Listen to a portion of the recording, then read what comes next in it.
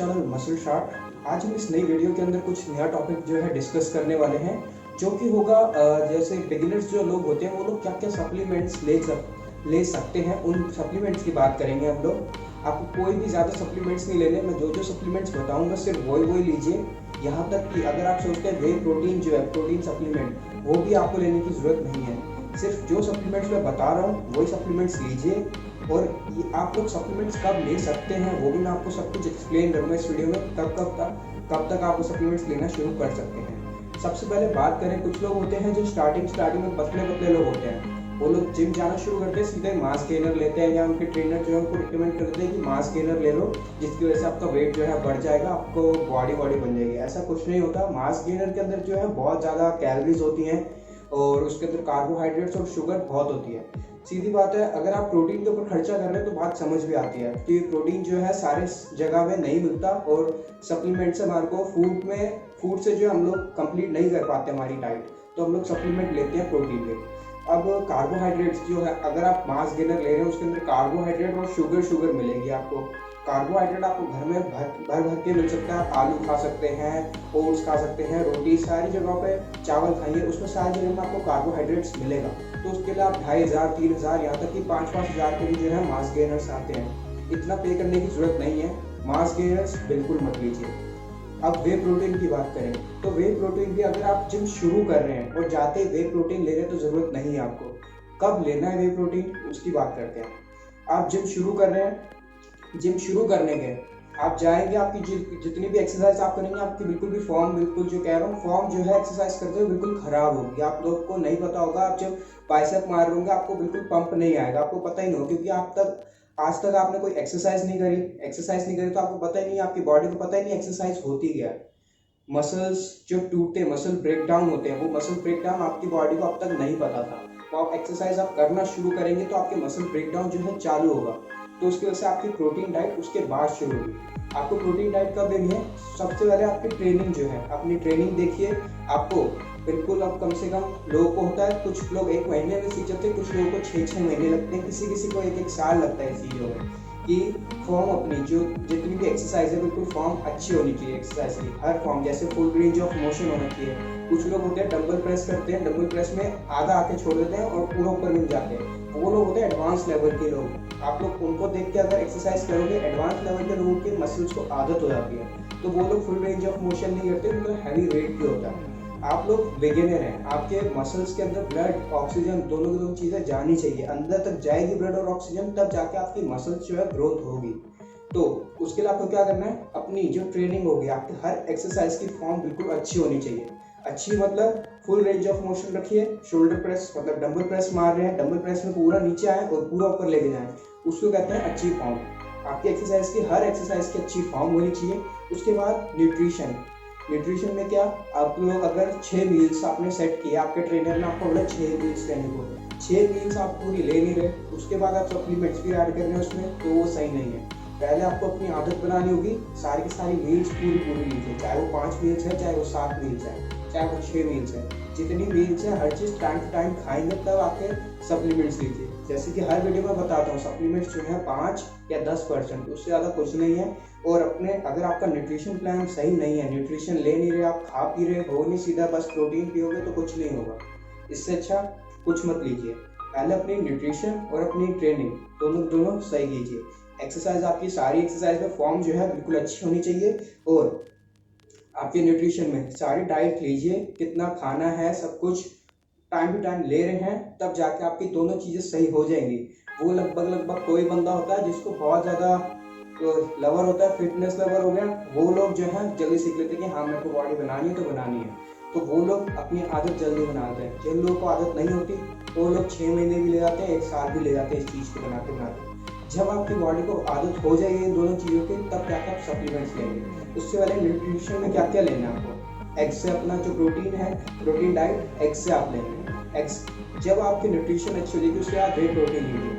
वे protein की शुरुआत में आप कौन सा लेंगे, सीधा आइसोलेट पे मत जाना, कंसनट्रेट पहले लेंगे। कंसनट्रेट जो है आइसोलेट से थोड़ा सस्ता होता है, इसलिए सबसे पहले कंसनट्रेट पे जाना। उसमें क्या है, थोड़ा सा टाइमिंग ज़्यादा लगेगी, क्योंकि उसके अंदर कार्बोहाइड्रेट्स जो है थोड़े ज़्यादा होते हैं। आइसोलेट वाला प्रोटीन जो होगा, वे प्रोटीन आइसोलेट जो होता है उसमें कार्बोहाइड्रेट्स कम होते हैं, क्योंकि वो फिल्टर एक और बार होता है। एक्स्ट्रा फिल्टर होने की वजह से कार्बोहाइड्रेट्स उसमें से कम हो जाते हैं।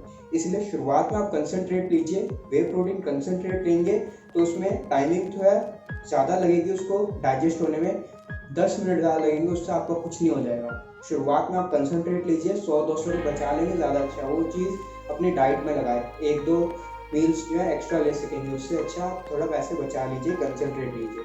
5 कम से कम 3-4 महीने कंसनट्रेट लीजिए।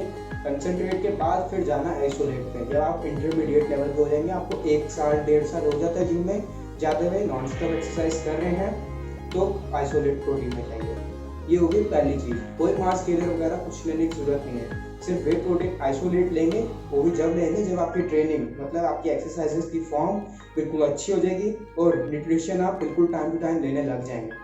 उसके बाद आप जाएंगे वे प्रोटीन में। वे प्रोटीन कंसनट्रेट लेंगे और उसके साथ क्या लेना, आपको मल्टी विटामिन की कैप्सूल्स लेनी है।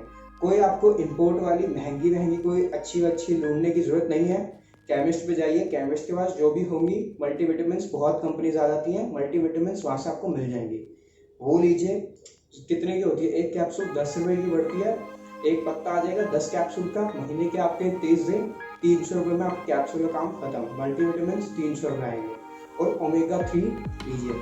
ओमेगा 3 फिश ऑयल आता है आपको। ओमेगा 3 फिश ऑयल जो होगा वो होता है नॉन वेजिटेरियन होता है। अगर आप वेजिटेरियन तो उनका भी बताता हूँ। फिश ऑयल जो है आपके क्या करता है, आपका ब्रेन जो है स्ट्रॉन्ग करता है, आपकी ब्रेन की जो वर्किंग होती है, आपका ब्रेन की स्पीड जो है अच्छी रखता है, आपको माइंड फ्रेश रखता है। इसलिए ओमेगा 3 आपके लिए ज़रूरी है, माइंड फ्रेश रखेगा, आपके हार्ट के लिए अच्छा होता है। ये दोनों चीज़ें आपको एक्सरसाइज करने से पहले, या तो अगर आपको हार्ट आपका कमज़ोर हुआ, आप लोग को हार्ट अटैक आ सकता है, कुछ भी हो सकता है, किसी किसी को होती है ब्लड प्रेशर की बीमारी होती है, तो ओमेगा 3 आप लेंगे तो उसकी वजह से ब्लड प्रेशर वगैरह सही होता है।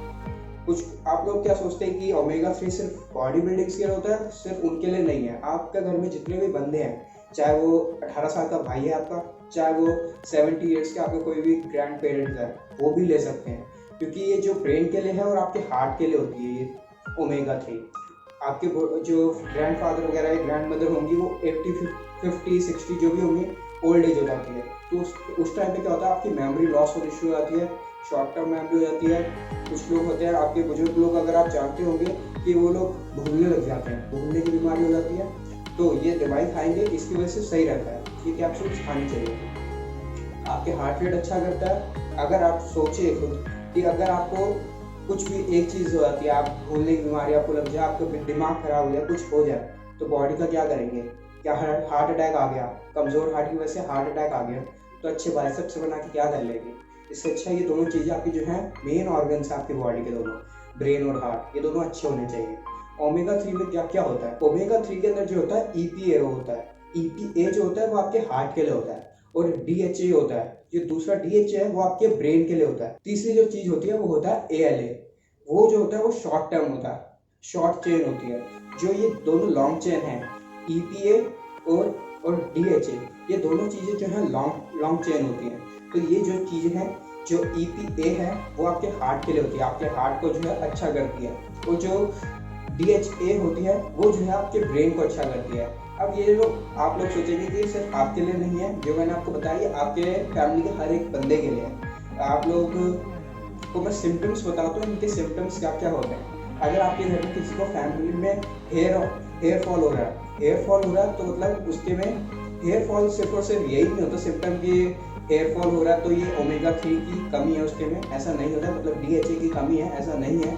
उसके और भी होते हैं कि अमीनो एसिड की कमी होती है, ऐसा है, लेकिन ये भी रीज़न हो सकता है। तो DHA की कमी हो सकती है हेयर फॉल के टाइम पे, या ड्राई स्किन है तो भी हो सकता है। आपके जॉइंट्स में पेन है, बुजुर्ग लोगों को जॉइंट्स में पेन होता है तो DHA की कमी हो सकती है। आपको ब्लड प्रेशर की बीमारी है, EPA की कमी हो सकती है, क्योंकि वो हार्ट के लिए होता है। ऐसे ही सिम्टम्स होते हैं काफ़ी। अब अगर आप वेजिटेरियन हैं तो आप लोग क्या क्या ले सकते हैं? वेजिटेरियंस जो होते हैं उनके लिए भी आते हैं सप्लीमेंट्स। चिया सीड्स जो होते हैं, चिया सीड से सप्लीमेंट आता है, वो लोग आप लीजिए, वहाँ पे मिल जाएगा। अगर आप सप्लीमेंट नहीं लेना चाहते ये ओमेगा 3, तो आप लोग फिश से ले सकते हैं। फिश कौन सी हो गई? टूना फिश हो गई और सैल्मन फिश हो गई। ये दोनों फिशों के अंदर ओमेगा 3 जो होता है प्रेजेंट होता है। ओमेगा 3 जो है फैटी एसिड होता है। तो जल्दी से इस वीडियो को हम वापस से क्या क्या बोला है सब कुछ एक बार में सुन लेते हैं। आपको कुछ नहीं लेना मास गेनर्स वगैरह। जब आपके न्यूट्रिशन और आपकी ट्रेनिंग बिल्कुल सही हो जाएगी, आपकी फॉर्म वगैरह एक्सरसाइज की सही हो जाएगी, तब आपने वे प्रोटीन लेना है। उससे पहले प्रोटीन का काम जो है एग्स से पूरा करिए। अगर आप एग्स नहीं खाते तो पनीर वगैरह होता है, हर जगह से आपको प्रोटीन मिल जाएगा। तो अपना वे प्रोटीन तब लेंगे जब आपका न्यूट्रिशन और एक्सरसाइजेस बिल्कुल सही हो जाएंगी।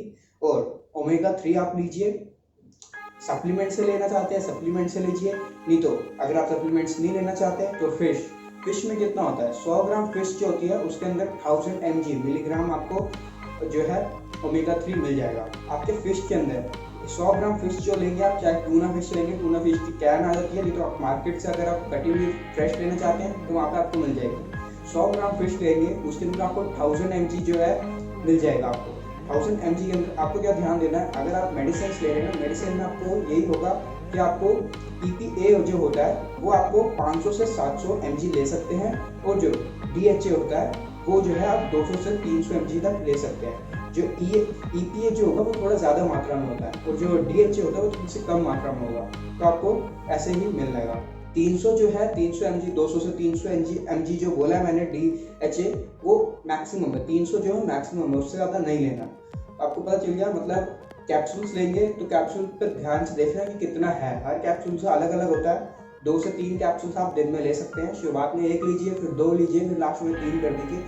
वो आपके कैप्सूल के ऊपर निर्भर करता है उसके अंदर कितना कितना है। आपको ये कैलकुलेट करना है कि उसमें DHA कितना है और EPA कितना है, तो उस हिसाब से आप लेना कितना लेना है वो भी पता चल गया। ओमेगा 3 लेना है, वे प्रोटीन लेना है थोड़ा टाइम बाद, और मल्टीविटामिन की कैप्सूल्स लेनी है।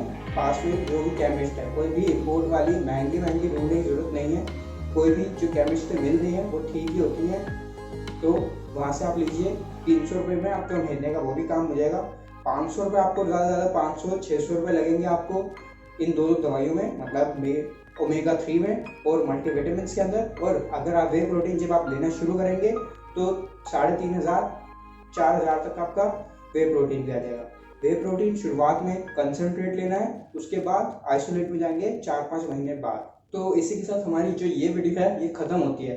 अब अगर आपको कोई भी डाउट आता है वो आप लोग कमेंट कर सकते हैं या मेरे को डायरेक्ट मैसेज कर दीजिए इंस्टाग्राम पे, वहाँ पे आपको रिप्लाई ज़रूर दूंगा। अगर कमेंट्स पे वीडियो लाइक, आपका कमेंट लाइक कर दिया तो उस पर वीडियो भी ज़रूर बन जाएगी। टाइम लगेगा लेकिन ज़रूर बन जाएगी।